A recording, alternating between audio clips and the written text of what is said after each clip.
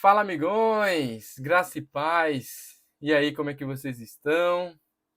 Mais um capítulo de Provérbios hoje, o capítulo 23. E graças a Deus, hoje, dia 23 de janeiro, estamos firmes e fortes no nosso propósito. Todos os dias eu tenho estado aqui com vocês, comentando, compartilhando aquilo que nós temos aprendido no livro de Provérbios.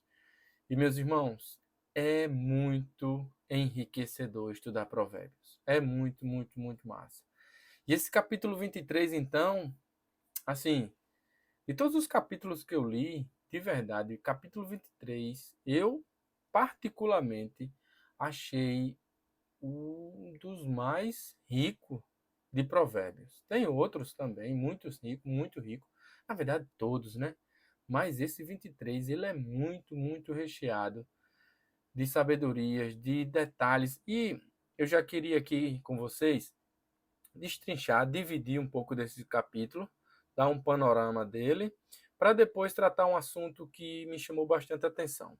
Capítulo 23, eu anotei aqui o seguinte: Provérbios, capítulo 23, no capítulo 22, na verdade, anteriormente, ele indicou que a competência faz alguém subir na vida, certo? Foi isso que a gente leu no último versículo do capítulo 22. Mas Provérbios 23, ele inicia este capítulo advertindo sobre os perigos da ascensão social de forma insensata. Olha só, os poderosos nem sempre são tão acolhedores quanto aparentam. Você vê isso do versículo 1 ao 3. A riqueza não é tudo na vida. Você vê isso do versículo 4 ao 5. Os mesquinhos simulam generosidade, mas a hospitalidade deles custará caro a você a longo prazo. Você vê isso nos versículos 6 ao 8. Ou seja, você vai vendo vários assuntos pertinentes justamente à riqueza, como a gente tem aqui a advertência de Salomão sobre isso.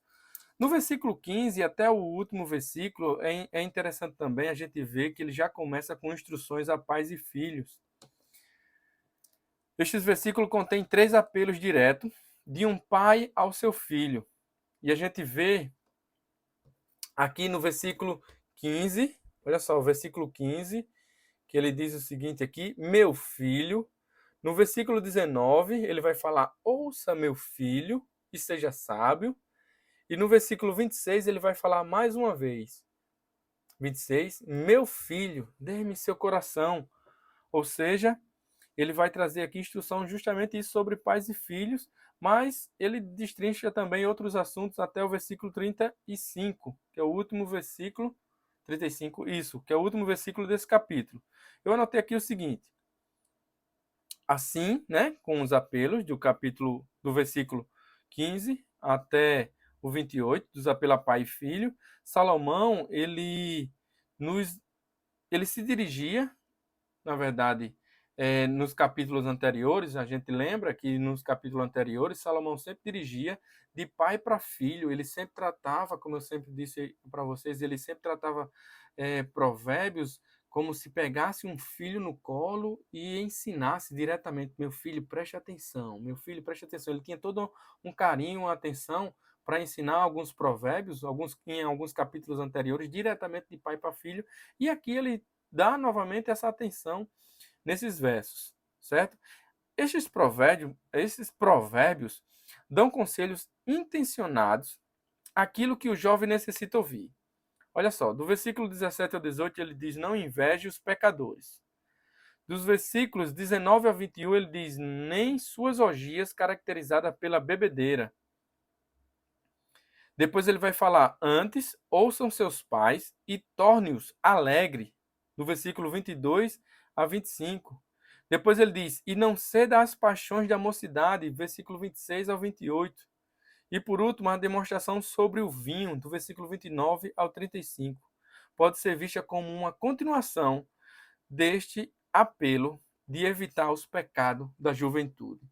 Contudo, eu queria justamente isso, adentrar nesse assunto da questão aqui do versículo 28, como eu falei aqui, 28 a 35, que é esse apelo que eu anotei aqui, como é apelo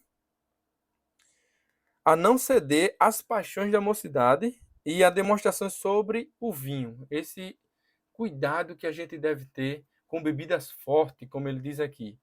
Mas olha só, eu entendi o seguinte aqui. Nos capítulo 23, nós podemos observar que Salomão ele aborda o tema do vício, certo? Se você ver no versículo 20, olha só o que diz, versículo 20.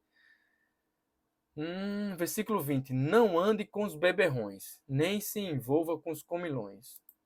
No versículo 21, Salomão vai falar o seguinte: pois eles caminham para a pobreza, de tanto dormir terão apenas trapos para vestir.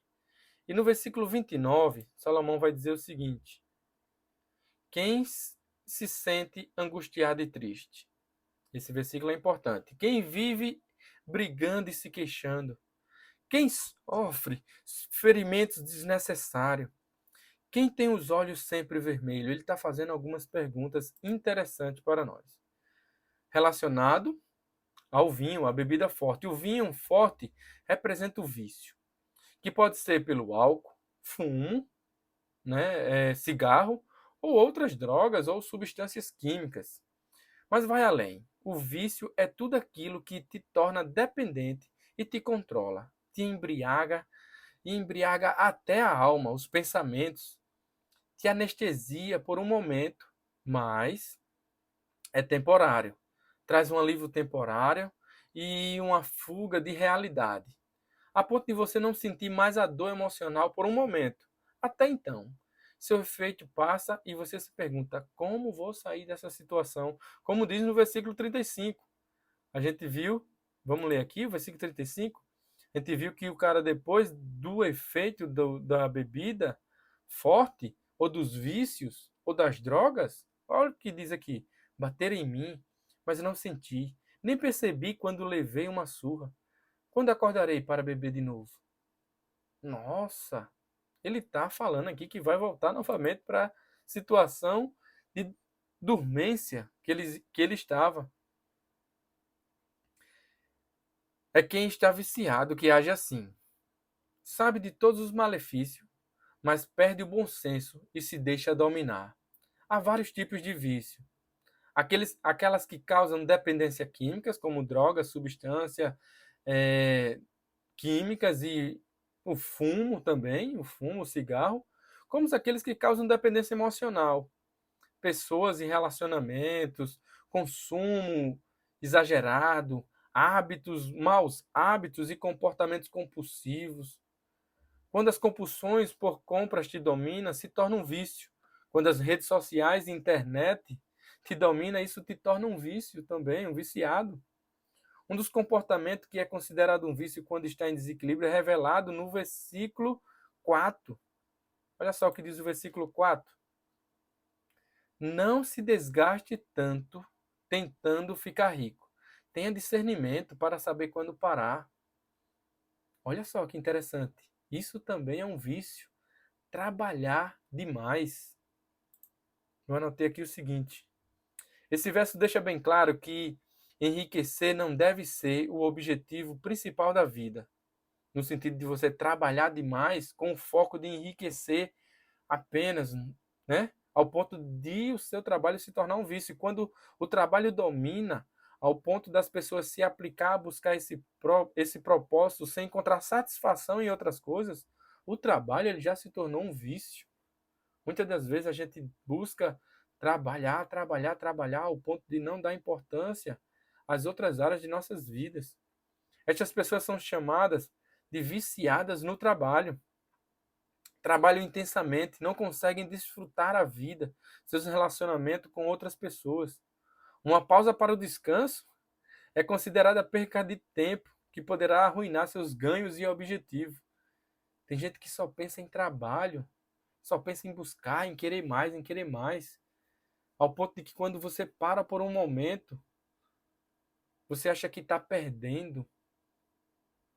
Por isso, Deus instituiu o sábado, que para nós é o domingo, ou como Jesus disse, o que importa é um dia de descanso, porque Ele é o Senhor do sábado, do domingo.